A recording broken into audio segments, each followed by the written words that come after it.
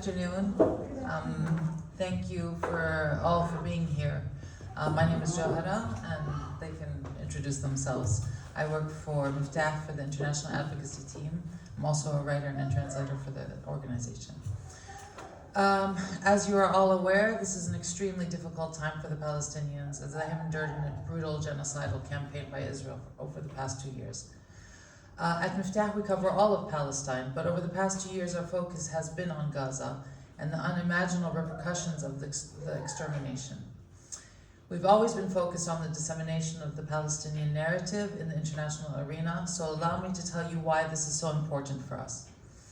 As most of you know, Israel has an extremely powerful propaganda machine known as Hasbara, which turns out propaganda around the clock.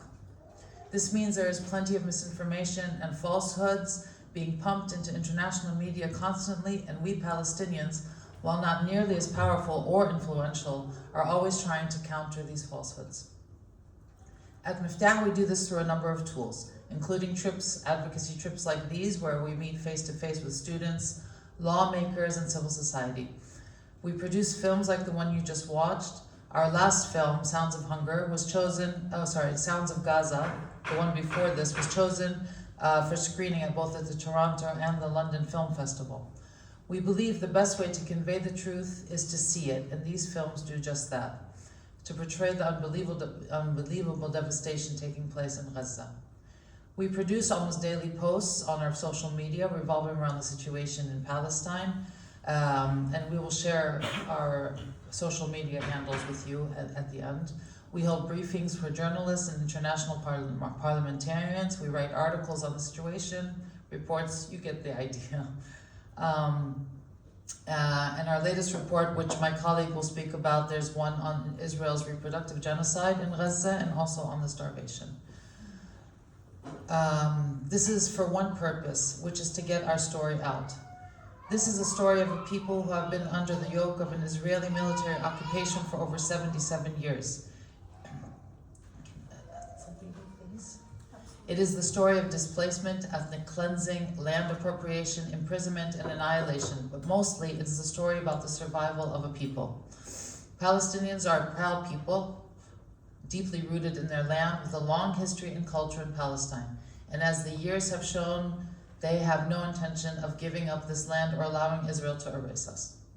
So this is why we are here today, to tell you our story, to tell you our pain, and let you know who Palestinians really are. We also want to listen to you and answer any questions you might have. There is so much to unpack when it comes to Palestine, but it is also very simple if you bring it down to the basic premise. Israel is an occupation. It has occupied Palestine for over 77 years. Since its establishment of its state, it appropriated 78% of Palestine after ethnically cleansing over 750,000 Palestinians and destroying over 400 villages in 1948, and then occupying the West Bank, Gaza Strip, and the Syrian Golan Heights in 1967. That is the story in a nutshell. Israel is an occupying power, and this occupation must end for any justice and peace to prevail. Thank you.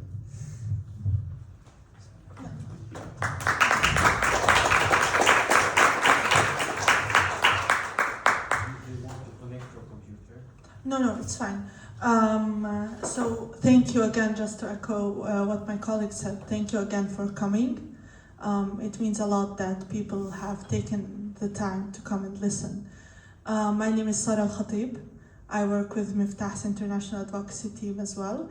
And I want to give you an idea about our latest work, just so you have a clear image of what we work on currently. So our latest report had to do with starvation, but we do approach these topics from a gendered perspective. So the testimonies we collected, although they are in total 70, over 55 of them were focused on women. After collecting these testimonies, what we usually try to do is look for certain patterns or trends that indicate that there is a systematic attempt to deal with the situation in a certain way. For example, out of these 55 testimonies, a lot have talked about women depriving themselves of food to feed their children, the burning of toxic materials to create a fire to be able to cook, the psychological depression and the consequences of being a mother in such a situation, not being able to provide the basic needs of your children, which was reflected in some of them were reflected in the film that you saw. What this report tries to do is not only highlight how dire the situation on the ground today is, but also say that the conditions for this situation were created long before October 2023. Gaza was under siege for 17 years, which has allowed it to become this enclave where a famine and starvation are possible. So even before October 2023, we're talking about a territory that is closed with very limited access to imports and inability to export much. That means that calorie counting was a thing. It has been recognized by many international institutions that have looked into it. Basically, Israel was counting calories for the people of Gaza and allowing food as such to enter. This is only one example of how the situation and the conditions for this famine were created previously. And I believe any of you who have from day one of this current genocide looked into the situation, remember that among the first things Israelis have announced is that no food, no water, no electricity, nothing will be allowed into Gaza. And the fact that someone from outside of Gaza has the plug for the water and the food and the electricity of 2.2 million people in of itself just demonstrates how these conditions were set previously. Our second report does work on reproductive genocide. This is a new term. What we try to do with this term is highlight the way that women are affected disproportionately by the ongoing genocide. So this report looks at the targeted killing and displacement of women, specifically pregnant women, the collapse of the healthcare infrastructure, targeting women's mental health services. The only fertility clinic in Gaza has been hit and is no longer viable. So these pregnant women, which are around 60,000 women currently in Gaza, have no access to medical staff or supplies. Some of them are likely to have home births with no help whatsoever. Out of these, around 15% are expected to face conditions which were otherwise treatable and will be in these current conditions, will be life-threatening, not only to themselves, but to their children as well. So what we're seeing is not only the targeting of the Palestinian people, but the specific reproductive aspect of it, which is targeted not only through the healthcare system, but also through the conditions of famine. So in a sense, while we do majorly in the last recent months look into these topics, we also discuss digital surveillance and how it affects women specifically. And I'm happy to answer any questions you have about that. But it is important to note that although we do adopt a gendered aspect of looking into things, we also do realize that Palestinian men face scrutiny and are targeted and are usually pushed onto the sideline under counting women and children and forgetting about the men. Palestinian men are brothers, husbands, fathers, active partners in the community, intellectuals, and they are there, they are present, and they do not deserve any of this targeting, killing, imprisonment, which has been broadcasted live for the world to see. So this is our work in a nutshell. I'm gonna leave the room for Riham to build on this, and then we'll open up the space for questions. It could be more of a discussion. Thank you.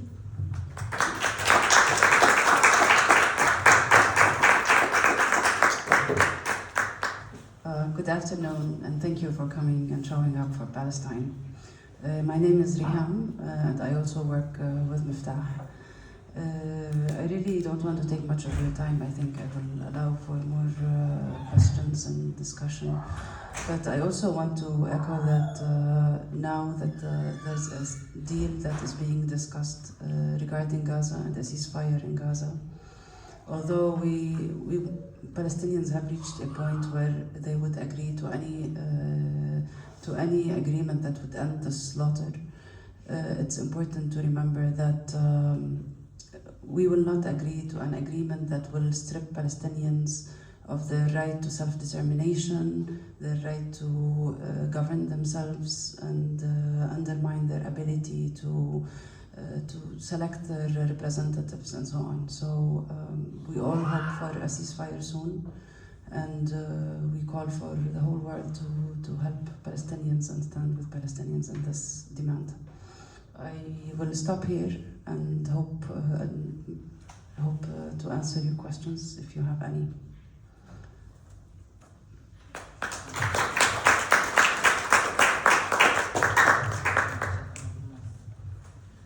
No, please, questions, thoughts, anything that's troubling you, anywhere you're lost, anything that's unclear. So we've come all the way from Palestine, and we do this for a living. Basically, anything that you might be wondering around the Palestinian cause, where we are today, whether it's Gaza specific or even the West Bank, we are happy to answer it, so do not feel shy. We have talked about Palestine, so this is opening the door to all questions of all types from all people. There is nothing you could say to top up talking about Palestine on a stage. So please be brave and ask. We're here to listen as well and help if we can.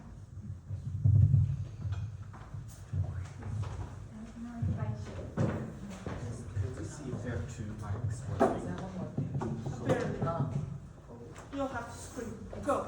Okay, yeah, I don't think this one is working. My question to you guys, thank you so much, first of all, for coming all the way from Palestine. I think that means a lot to a lot of us, that you're making such a big effort to come all the way here to speak to us directly.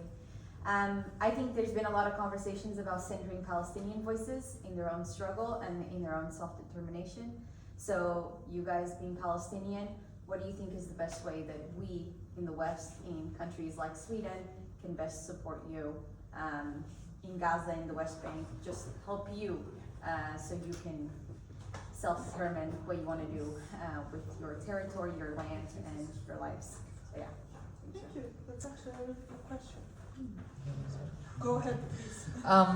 Thank you for the question. And as you know, I don't think I have to tell you that Palestinians have been dehumanized over years and years and years, and this is why the Western world in particular thinks that it allows itself to dictate to us how we are supposed to govern ourselves, who we are, and this is why I spoke about the misinformation and the fallacies.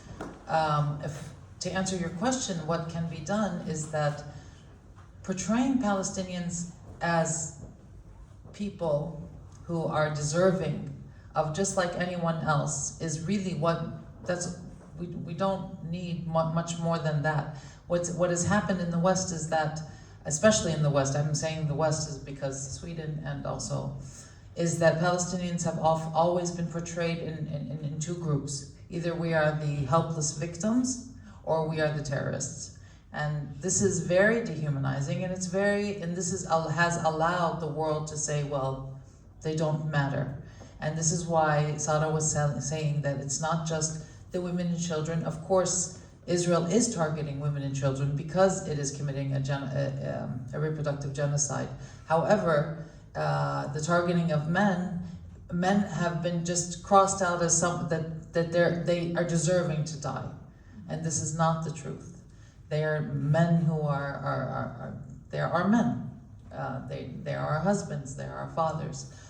So I think that maybe the best way for just on one-on-one when you speak is just to speak about Palestinians as people just like anyone else who deserve to live, who deserve to be free, who don't have to be the perfect victims.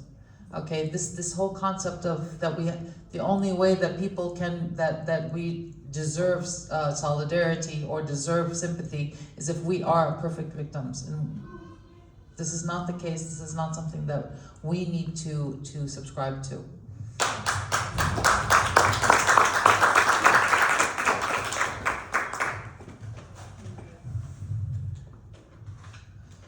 lot can be said about self-determination, I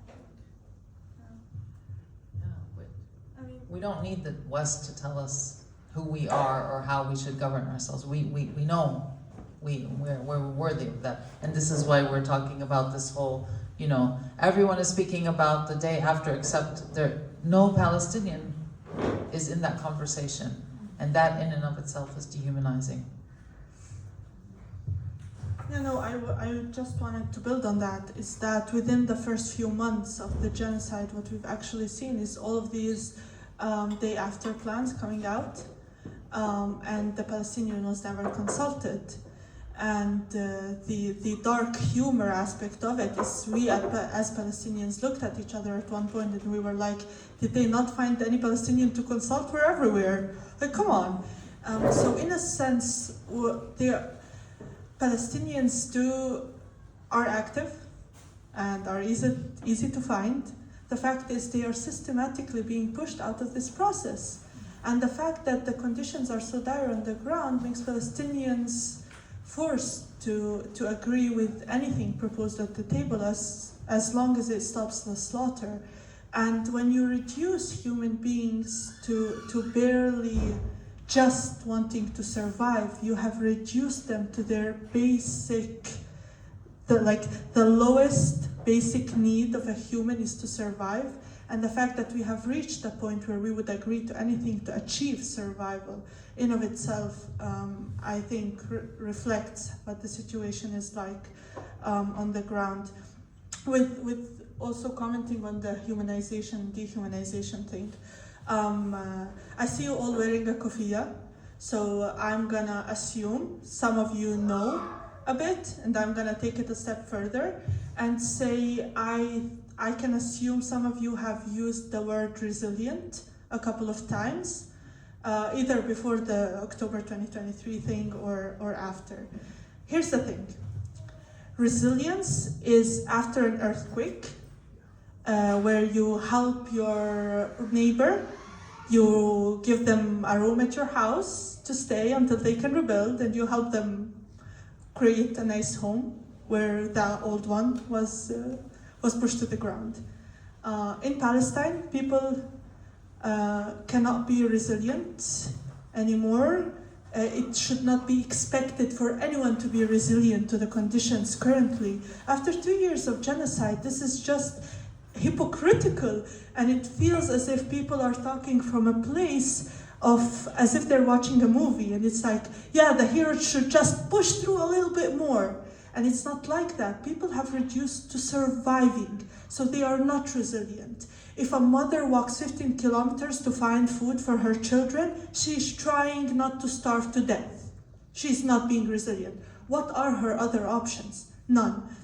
So I think the language that we use, even as people that believe in the Palestinian cause and then champion it around the world, I think it is very important for us to be aware that sometimes these words and these concepts of resilience actually add on the pressure on the victim to endure more and more of this oppression, rather than looking at the oppressor and telling them to stop. And I think that from our talks, at least with the people in Gaza, everyone has been very vocal about this issue, that they are not resilient and they don't want to be portrayed as some superheroes that are from a comic magazine. They are humans with real lives, a lot that they have lost, and a lot more will be uncovered once the genocide stops. And I believe we owe it to them, not only as Palestinians ourselves, but also in the name of humanity, to acknowledge that these are humans and they deserve to be recognized as such, respected as such, and their basic needs respected as humans before we talk about them being resilient superheroes. So I just wanted to bring that to the surface.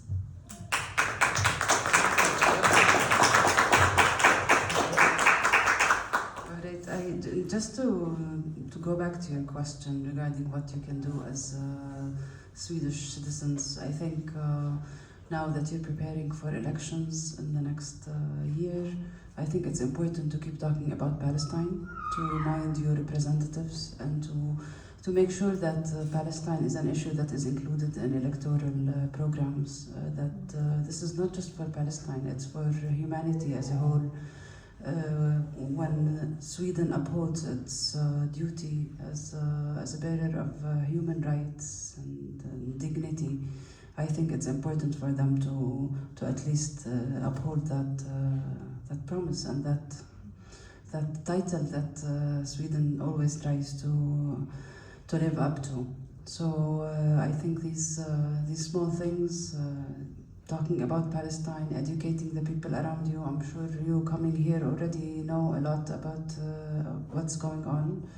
And it's also important to push and pressure politicians to put down the arms embargo for the government to adopt such a policy, and also to push for the stopping of the trade agreement with the EU, between the EU and Israel. So these are small takes or steps that we always call for, and I think the power of the people, we've seen it has changed how governments are acting and how they deal with these things. I know that a lot of pressure is being put on you as well. Everyone is trying to suppress free voices, but this is something that we all need to keep going and keep talking. If I could just add something, again, it's what you can do, and we reject the idea of framing the cause of Palestine into a humanitarian crisis. Okay, and this is something very, very important to us, because as there is a very dire humanitarian crisis right now, especially in Gaza, it is man-made, it is made by Israel, it is not the core. So yes, we do need food to enter, we do need people, because there's an actual famine, people are starving to death. However, this is not the root cause. And if it is framed as that, this is how the solution will be, well, just, let trucks in. So when you speak about Palestine, and I know that this is, this is an ask that we have, that to put it as in the context, do not decontextualize what Palestine is, and that it is not a famine because of drought or because of floods or et cetera, et cetera. It is a famine because it is man-made, it is imposed by Israel, because it is a systematic policy of annihilation. I can just add 2 quick points, and I'll leave the floor for more questions. Just to build on Riham's points, Sweden and the US are the only 2 countries that have not brought back their funding for UNRWA. Just to give you an idea, UNRWA has 44 distribution sites in Gaza only, or used to. So this is how big UNRWA is, this is how impactful it is, and cutting funding from such an organization has shown us the consequences on the ground. Another thing I want to call on all of you is the boycott, divestment, and sanction movement. I trust all of you have heard about it. I encourage you passionately, deeply, from one human to another, to commit. It is a very simple daily act, which we as Palestinians really appreciate. You picking a different company of the same product is not going to affect your life much, but it is a strong message, it is influential, and it means something, and it has impact. This is me telling you, asserting you as someone who reads the numbers and looks at the reports. It is impactful. So stick to it. Buy different orange juice. Stop drinking orange juice. We can do it. It's one step at a time. It's one person at a time. And it's very impactful. And I believe it will remain so as long as we stick to it. So I'm Ali Al-Basri from Food Justice. So first of all, thank you so much for coming here and sharing your report and your work. I think that's really important, and we appreciate that a lot. I had a question. The EPC announced starvation, I think it was 22nd of August, and that is phase 5.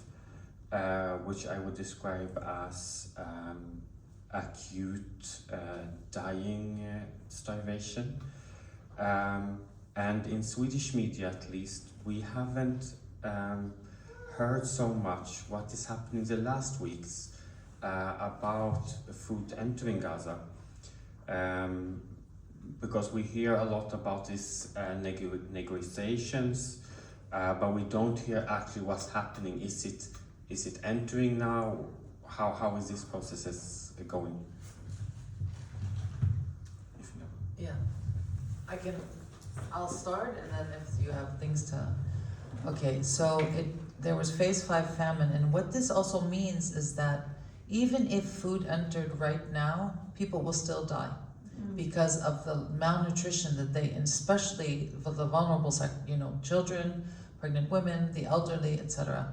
What Israel did, okay, of course Israel has completely denied, but we expected that. So there are, I'm not really good with the numbers, but how many What number do you need? how many malnourished children are in Gaza? I had a number, but As of now, we have lost 92 children due to starvation. no. Okay, those So they the died. Number, yes, the But number keeps on growing. The children who are in the acute stages of starvations are in the thousands, and so even if there's also this refeeding syndrome, which they could die from that. So what Israel has done is that it's allowed a trickle of aid, but not the nutrients that the people need, not the types of food. So there will be, and people don't die only of starvation, direct starvation. They die of diseases, of illnesses. So the doctors in hospitals are saying, for example, that people who are wounded, their wounds are not healing because healing needs protein. The body needs protein, and they're so severely malnourished. So not only are they dying because the health sector has collapsed and there are no medical supplies, they're dying because their wounds aren't healing. And of course there are children who are dying because their bodies are the frailest and they're not complete. So this is what's happening. So Israel, allows in a couple of trucks, says, look, there's no starvation. But the point is that even if all the food enters Gaza now, you will still see large numbers of people dying as a consequence of this policy, this 2 years long policy of malnutrition and starvation. I can go. I just had a little follow-up. This also has consequences for generations, right? Yes. Like, so it Absolutely. stays in their DNA that they were malnourished Yes. for 2 years or going on 2 years or longer because There will we be talked lots of the children, especially, will have lots of growth issues. I mean, babies will not Neurodevelopmental issues. development, all of these things. Women are having babies who have birth defects. 1 in 5 children born are already having health issues. They've seen babies who are born not necessarily because from the malnutrition, but from the bombs, without a head, without a brain. It's like, I think somebody said it today. We don't even know the magnitude of the destruction until after this is over. I think it's going to be even beyond anyone's imagination. Can I just add something as well? Since Yes. I've been running in and out a little bit, but I just heard this question about the famine in the IPC classification that came in August, right? I think that there's quite strong also suspicions, at least, around the famine declaration that could happen way before, but because of the lack of data on kind of excess mortality, right? That's the only kind of thing that's been missing up until August. So they've been trying to declare famine, or not trying, but there's been that kind of discussion around famine in North Gaza and Gaza City for at least a year before the actual declaration happened. But the only thing that's been missing is excess mortality, because in hospitals they couldn't really define if it was from bombs or wounds or actually malnutrition. So I think that's also very important to kind of bear in mind with all this stuff. Absolutely, I There's mean- strong evidence that might have already been going on for a long time. Collecting evidence generally, even for us as Miftah and our field workers, is so hard. Keeping in mind that the health ministry in the Strip is the only one that has been able to produce reports with names while the war is ongoing. Usually this is a process that happens after the fighting stops. So reports are released with the names of the people that have lost their lives. The Gaza ministry keeps releasing them to prove to the world that the numbers it has are accurate. So I think the issue with data is definitely there. Unfortunately, the world has systems in place where unless certain numbers are reached in certain ways, in certain aspects, and the criteria are met, it is very hard to get a statement out. Yeah, but I guess that's also the kind of weight behind the IPC, right? That you Absolutely. have to reach the thresholds. Otherwise, because that's the same everywhere. It doesn't only apply to Gaza. Absolutely. I think that's a strength as well. That It now is. They actually have the evidence and they should declare it, and that's like, then it's undoubtable, I think. So imagine how much worse it actually is. Yes, absolutely. No, absolutely. But I think it's a really good point. But I think also that's kind of, It's like the deaths. yeah. Okay, so there's the deaths in Gaza. The Gaza Health Ministry releases, like she said, so that's, I don't even know, it's like 66,000 right now. But these are only the people who have been identified in hospitals and have been registered. The estimated number is tenfold, like 380,000, and even more, 600, but from direct and indirect deaths. So we really don't know. I'm sure it's far worse. And like you said, this is going to have repercussions for generations. I just wanted to touch base back to the humanitarian aid point. So here's the thing.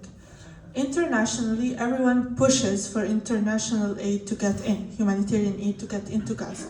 What people forget is the moment it gets in, it needs to be distributed. So we're not talking about a village of 20 people. We're talking about an enclave of 2.2 million people, which is a lot. For UNRWA to control this, it had 44 distribution centers. None of them are active today. They have already been replaced by one center, run by an American startup called the Gaza Humanitarian Foundation, which means that even if aid starts getting in, it is a serious question of how it will be distributed and if that can be done effectively under this startup, which has proved day in, day out that they are incapable of doing it.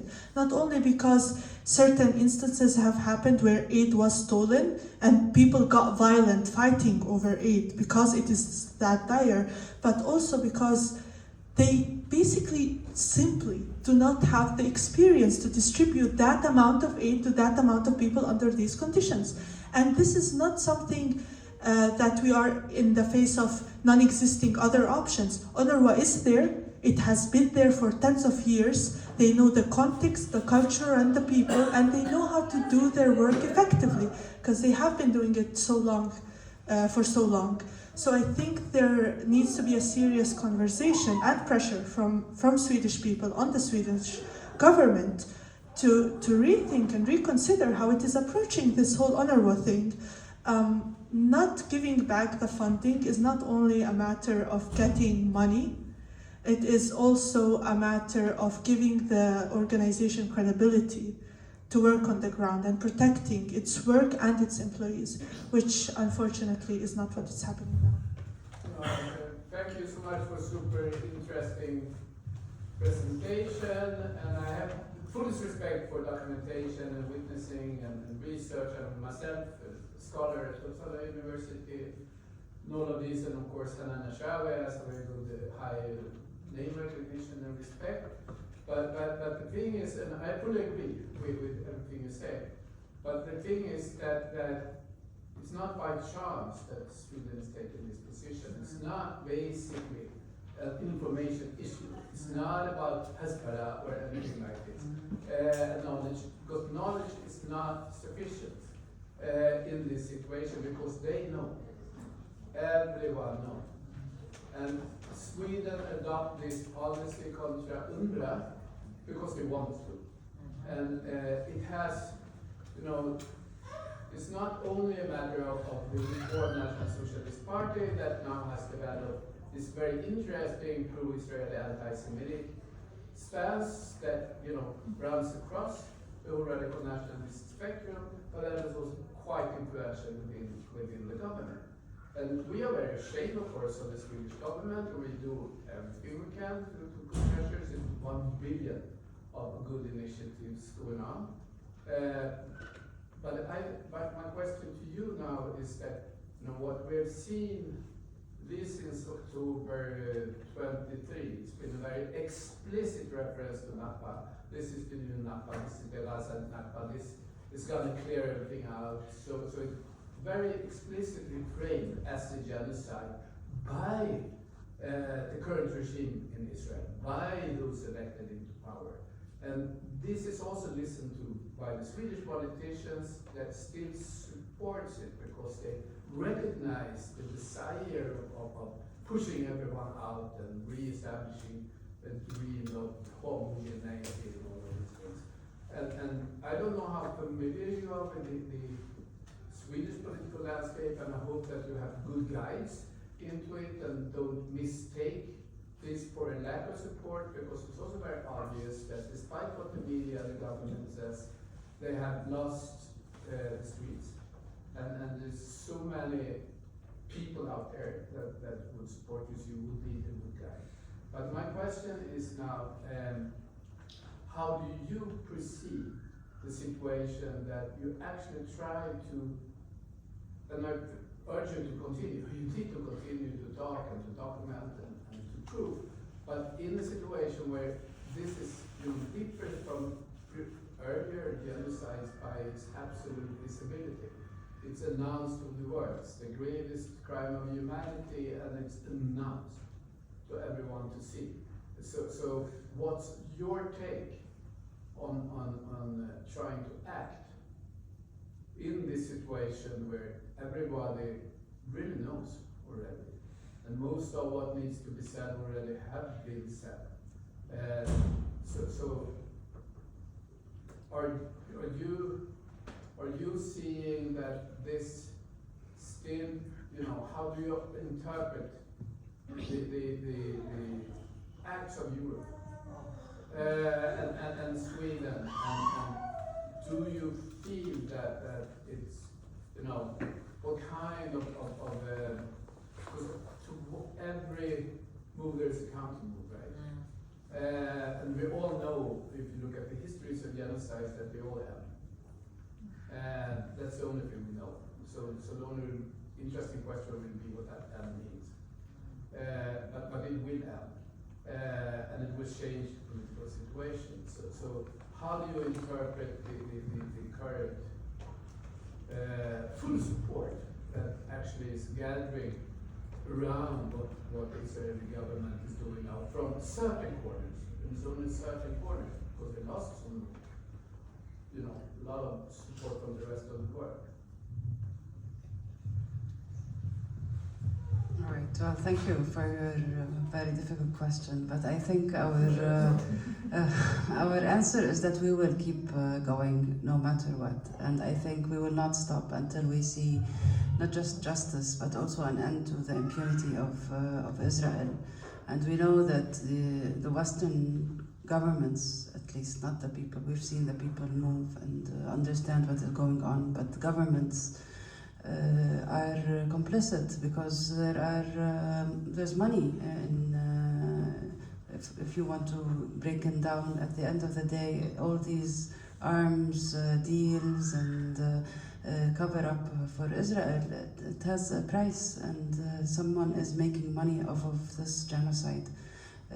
But we believe that a new generation would come. The young people that we see in the streets will get to a decision-making position one day, and they will change that situation. We hope so. We hope that this change will come soon. I also want to say that it's true that the genocide will end, but it's important to hold accountable all these soldiers and even complicit governments that stayed quiet while the Palestinian people were slaughtered. If you allow me a small rant, my colleagues already know I do this, so because you asked how do we feel about Europe and its role. Yes, how to interpret Well, us, so to speak. are you ready? How we feel? First of all, we are very, very disappointed in the world.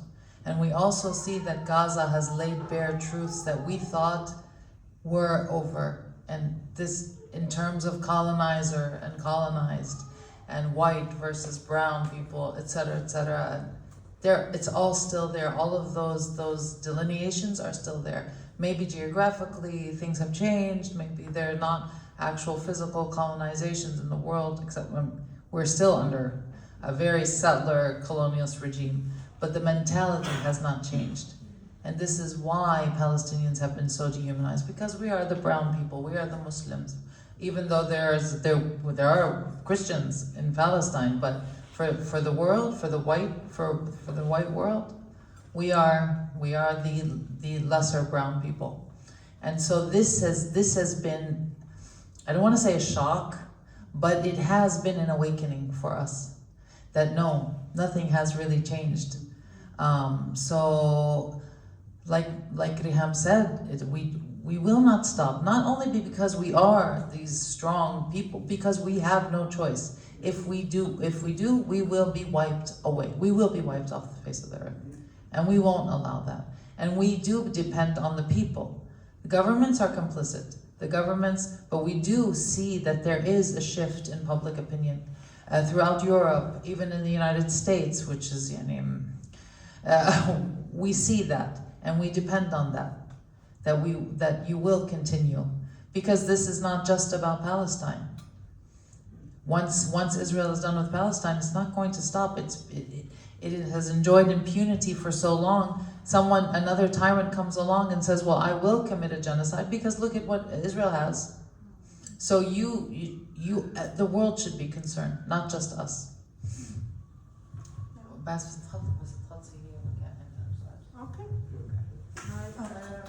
It was me. I think we're here. The question is about UNRWA.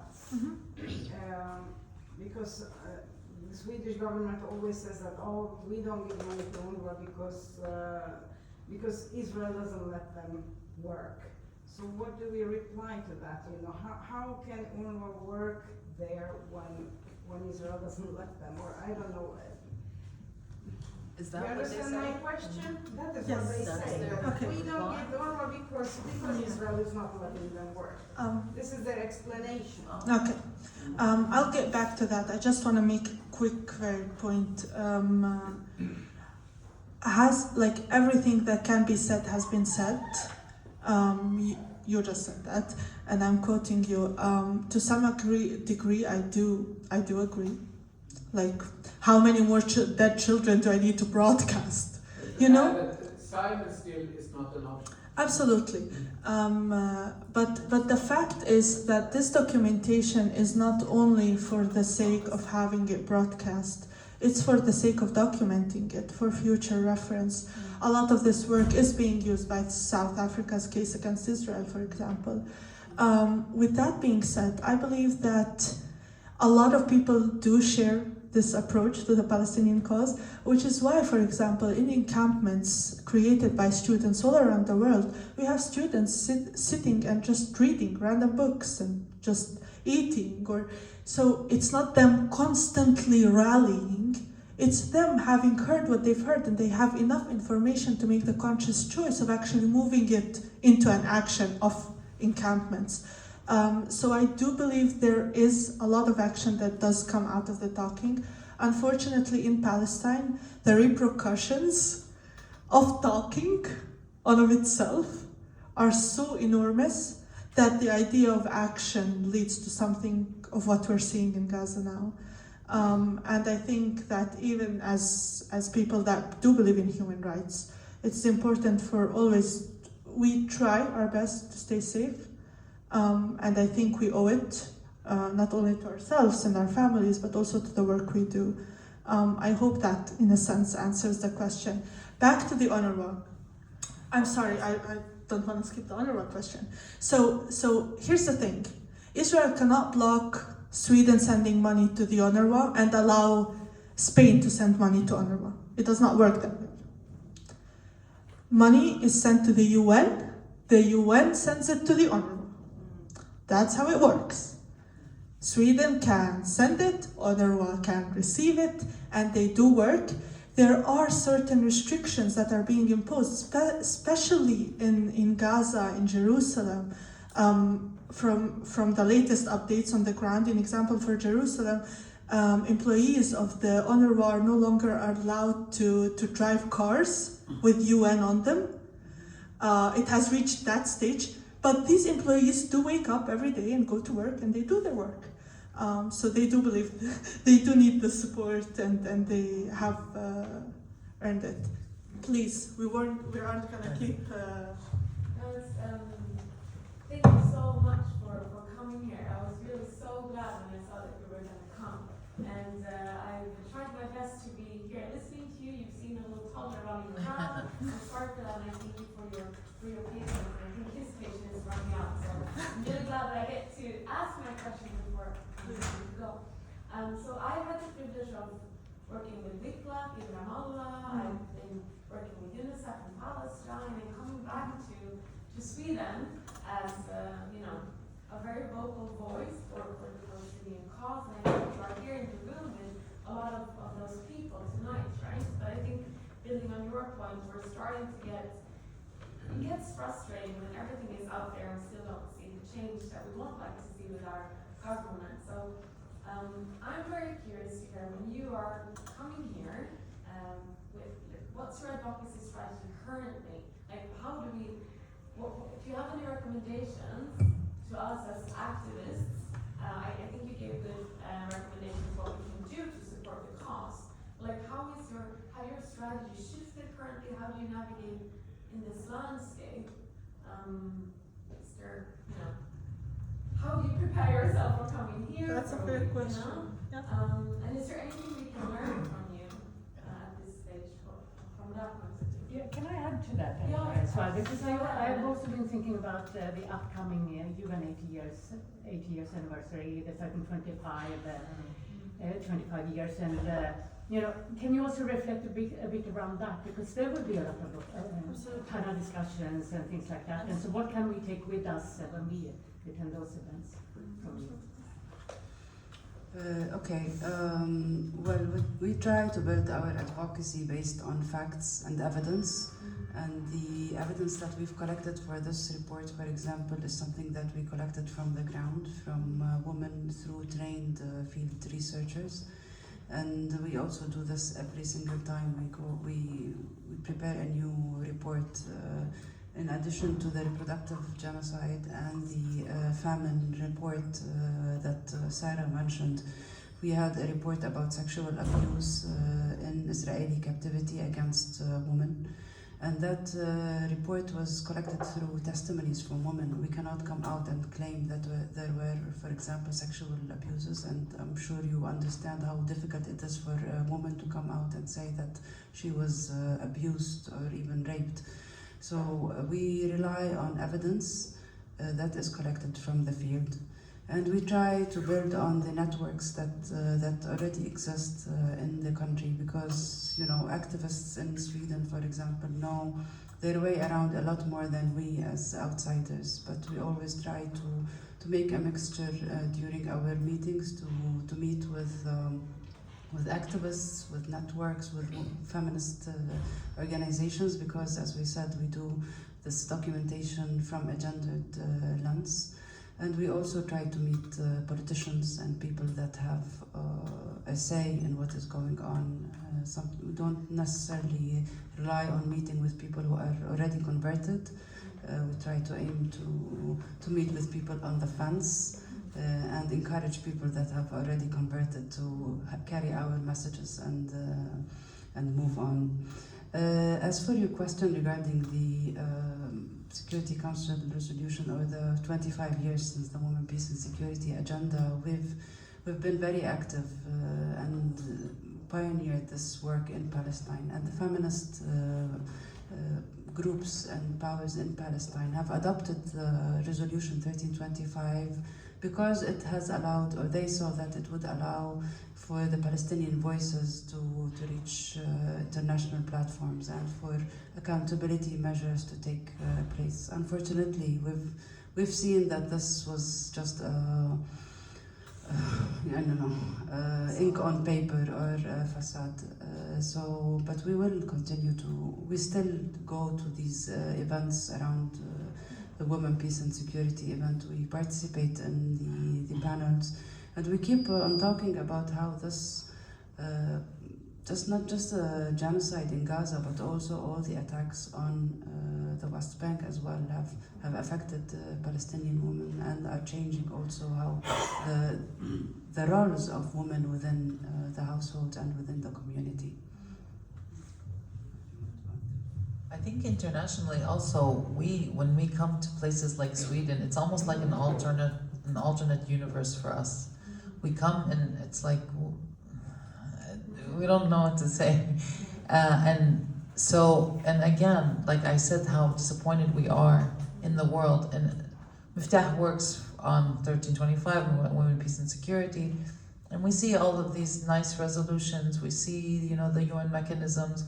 We have no other choice but to remain within the framework of international law and international humanitarian law, because it's the only framework within which we can operate. However, it has failed us so miserably, it's very difficult to even adhere. But, and so the most we can do is to make calls that even countries like Sweden, by not stopping a genocide, it is in violation of its own values or it is committed. Sweden and other places has committed to stop, if it sees that a genocide is being committed, that it will take measures to stop it. So also you're in violation, not just this. So for us, these are the messages that we also bring, is that it's not just about you being in solidarity with us, although solidarity is extremely important. It's about obligations that Swedish citizens have to their own, that they must uphold. Yes. If that's...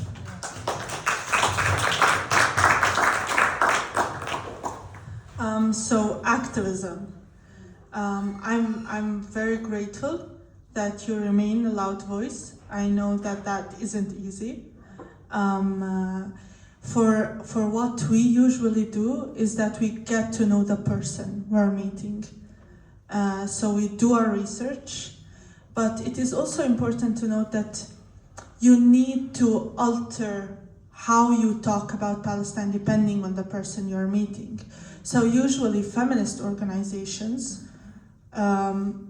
would keep an open mind if you start with the gender aspect of the genocide. For example, while politicians would love to hear how they will get re-elected if they push for certain amendments. So it depends who you're talking to, and I think that there are certain things which are common, and you say them from a place of common humanity. But it is also important to ask yourself when you're talking to these people, what do I want them to do?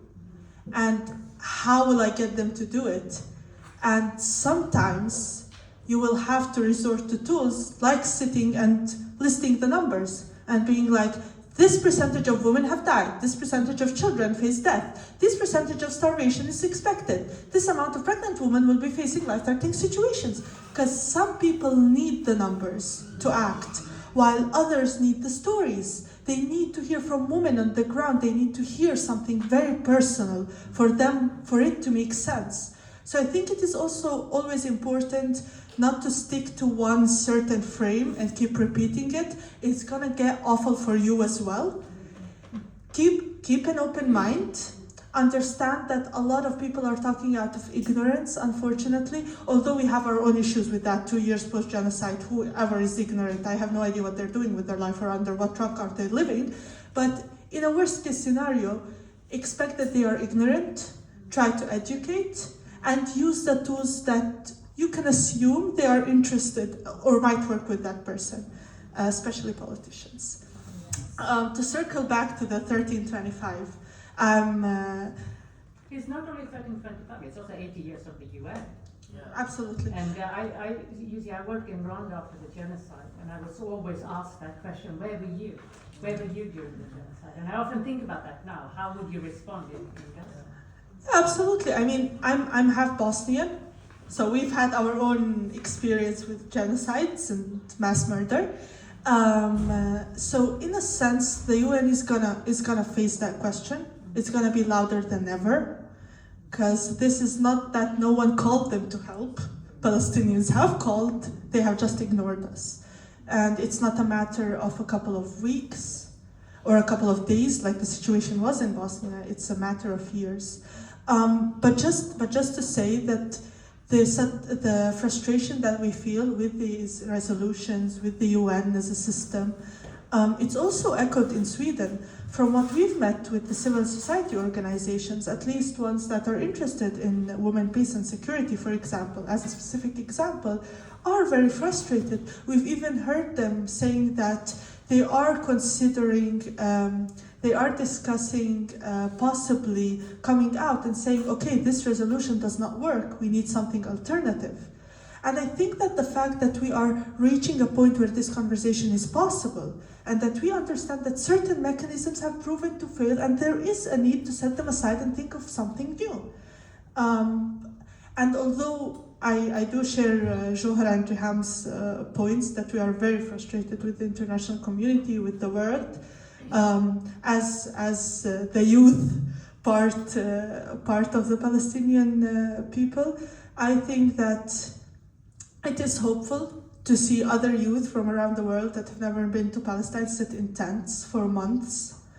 It has meant a lot that people go into protests on their Saturday weekends where they could be clubbing or having a nice dinner. So I do believe these things matter, they mean a lot, and they are impactful. Even in the international level, when we're talking about our frustration, it is with the realization that the system in of itself, in certain cases, has worked. It has brought justice to the victims in Bosnia, for example. It has done so for the victims of Rwanda. So there are instances where certain aspects of this international system have tried and have worked. And I think, at least when it comes to the criminal court, I think there is a lot of work that can be done. It should be done. And I and a few others remain hopeful, not because we're naive, but because being hopeless, I believe, will not get us anywhere better. I also think we should use the UN80 to remind about the UN Charter, where it says we the peoples. And because that's what we're seeing now, people are mobilizing around this question. And I think we should use the anniversary to remind the populations of the world that the UN isn't the government. There was a point that there's a reason why it was formulated like that as the charter, and so we should take it back and start using it more. So thank you very much. No, absolutely, I agree. Anyone else? Sorry, I just have one last question for me because I know I want to leave this space. Do you guys do any work with hostages in Israeli prisons? They're called prisoners, but I mean, we all know that they were taken with no due justice. So, any women in particular or children that you work with, just trapped without, possibility of bail or trial? I don't know if you work with them. We have done documentation, and we have gotten testimonies from women who were in Israeli prisons and who testified about sexual violence and abuse. So in that sense we do, but we're not a legal organization where we offer, but from that we do collect testimonies about women in Israeli prisons. Just to add to what Johra was saying, even at this point, we know, we don't work directly with prisoners because there are other organizations like Al-Damir, Al-Haq, not Al-Haq, Al-Damir, and other organizations. But even since October 2023, these organizations have faced a lot of restrictions to go to prisons, to defend prisoners, and even to do any sort of visits. Even the Red Cross are not able to get into these prisons, and we've heard of horrendous stories against women and men, especially people from Gaza in Israeli prisons. The conditions of the prison system are horrible. Yeah, I think that is what we mean when we say like we won't be able to realize the magnitude of the last 2 years and the consequences until the fighting stops and the bombs stop. And it is when everything will start unraveling, we will hear of numbers, of stories, of facts that we have no idea whatsoever now. Not only because journalists aren't allowed in and the journalists that are in are targeted, but because it is so huge and it is developing at such a rapid pace that no one could keep track.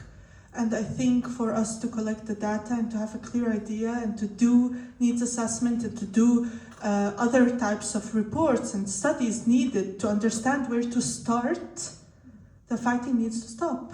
Before that, all we have is assessments from the outside, which fall very short of the reality on the ground, from what we've heard.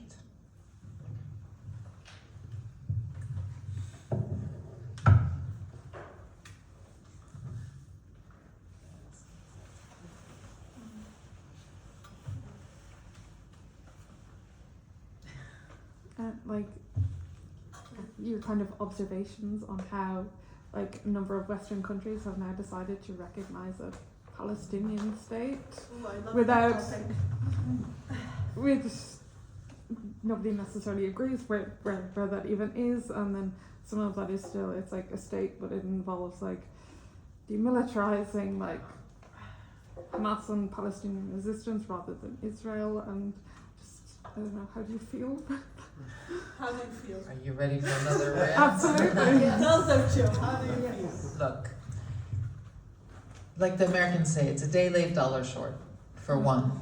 For two, these recognitions are, to me, they're just a way for countries to feel good about themselves, to feel better, and to kind of cover up for the lack of what they should be doing. Because what does it mean to recognize a Palestinian state when you're funding a genocide?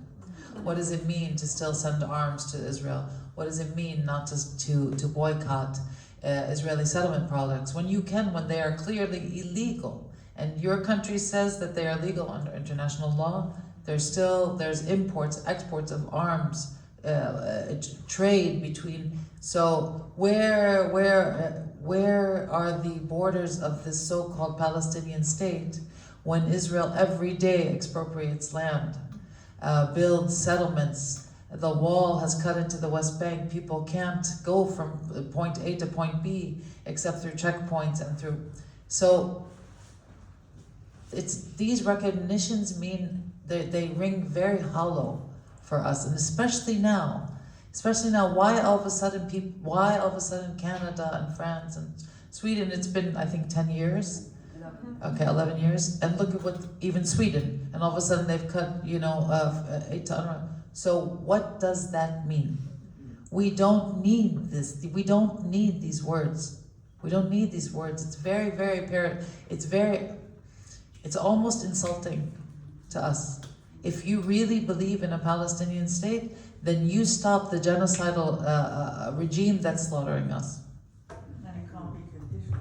Absolutely. If I were the one, if they asked me, I will not even negotiate it at this point. I will not negotiate it.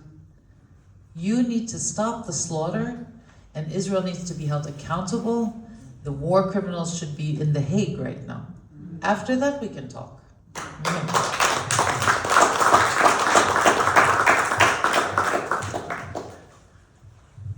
Yeah, maybe. No, just to add on what Johar was saying, it is important that we realize how the map looks today. The West Bank is so fragmented. Each city, each village is closed up with a gate. the new system has adopted gates that are color-coded. So each gate gets a color and each color means something. Certain areas have been totally closed off. Others have been closed off to all but the residents of the area. So we are talking about this whole fragmentation, which makes people from the outside recognizing a Palestinian state seem like this dark humor, where Palestinians on the ground cannot visit each other, while the world around them recognizes a Palestinian state. And as Johra said, the question is, where is it? Like, we as Palestinians would love to know what they're recognizing. Where is it? Like, I'd love for someone to show me. And I would really appreciate it. I have no idea how to approach this recognizing Palestine issue, because it does seem like this yellow flag for Israel, where they're telling them, this is how serious it is. Be careful, you're pushing a bit too far, you're losing popularity here. So it's more that than recognizing anything to do with the Palestinians. Keep in mind that a lot of these countries beforehand have come out and said, in September, we are going to recognize. Like, recognize today, why do you need an audience? Like, why do you need to do it in the UN? Like, you're a sovereign country, you can do it from your own podium. The only fact that people have come out throughout the summer saying in September we'll recognize it only meant for the occupying power, like, listen, we're giving you this month notice. We might do it if you don't stick to this specific. So even some of them have come out with recognizing the state of Palestine very conditionally, where it's like, unless Israel does 1, 2, 3, we are going to recognize it. So it's more of a bargaining chip with Israel to force it to abide by this, to force it to not be so explicit about it and so vocal about their occupation. So it's more of a bargaining chip than a realization that these are people and these are their rights under international law, humanitarian law, which need to be respected as such. And the fact that, as I said, people made announcements months before, like, it was a total confusion among the Palestinian society of everyone asking, why don't they do it from their own capital? Like, why do they need to go and get an audience at the UN? What's the point? And that's a true question. Why do you need to do it at the UN? And this is my take on it. I'd love to know where that Palestinian state is. I'd love to know how it looks. And I'd love to know if I'll be able to eat Nablusi knafe. If Nablus is included and Khalil, or they're gonna remove them. Who knows? So it seems like another thing we've not been included in.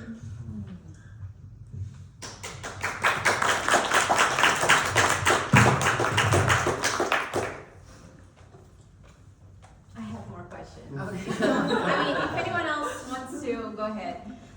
We were just talking about you guys being included as voices, centering Palestinian voices.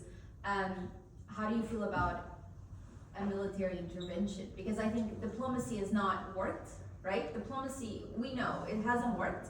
So the only thing that will stop a genocidal power is a military.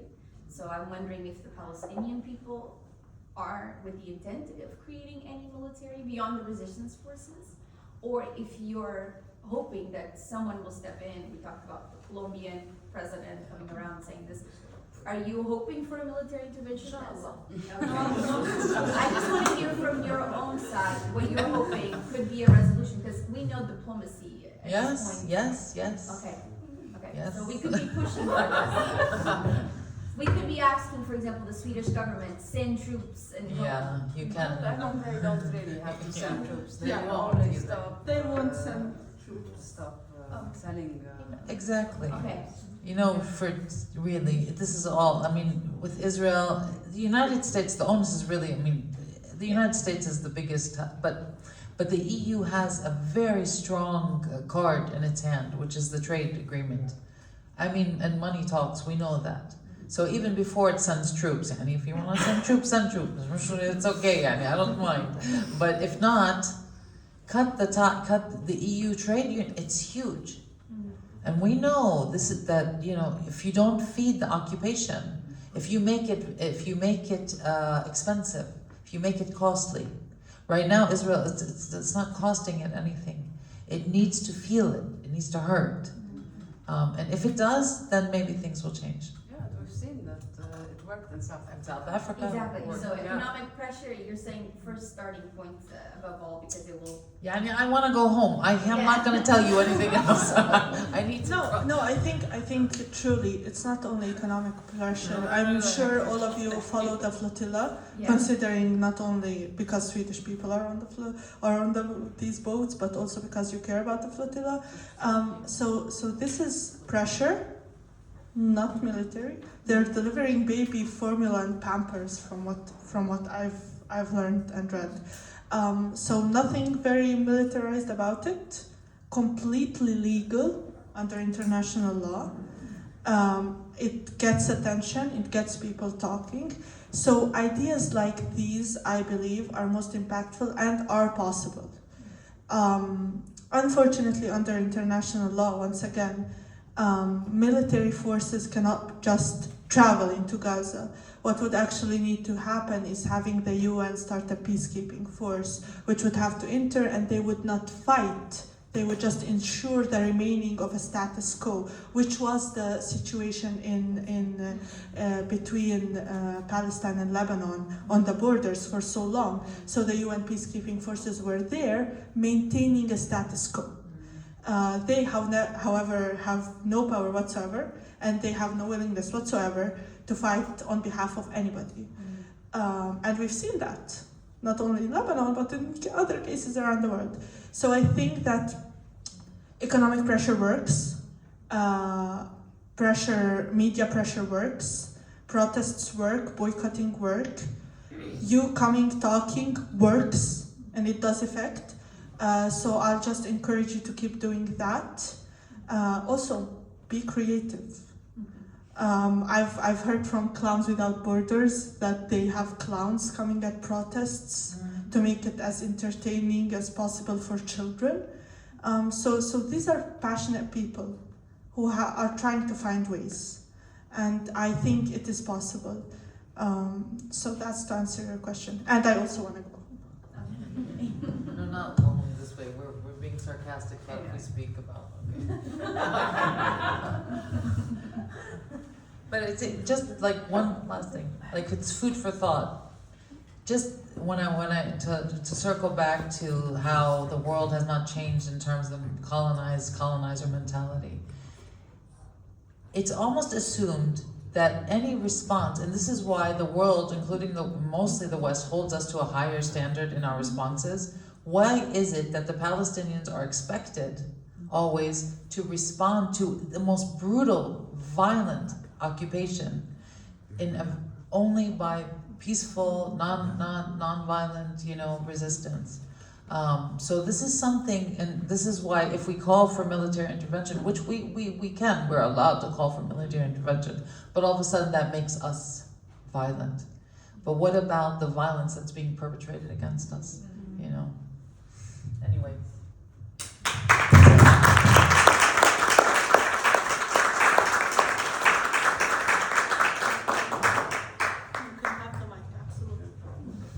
Thank you so much for coming. A big applause.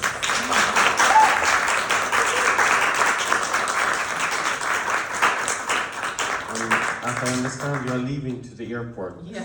Yeah. In a while, right? I don't know. Our flight is at 9. 9, okay. So we will arrange that. We will open up for a mingle now. We have made some food as well for the ones who want to stay. And we want to say that we have a workshop. We are starting a campaign to collect money for people in Gaza. It's a direct campaign to families. And there will be a workshop where the idea of the campaign is that we collect money to telling some of the verified families, and we connect that to international humanitarian rights. So we will inform people also to understand what international humanitarian rights means, and it's like in a workshop format. So we have collected some stories, and we will have the human rights, and we will create the messages for the campaign.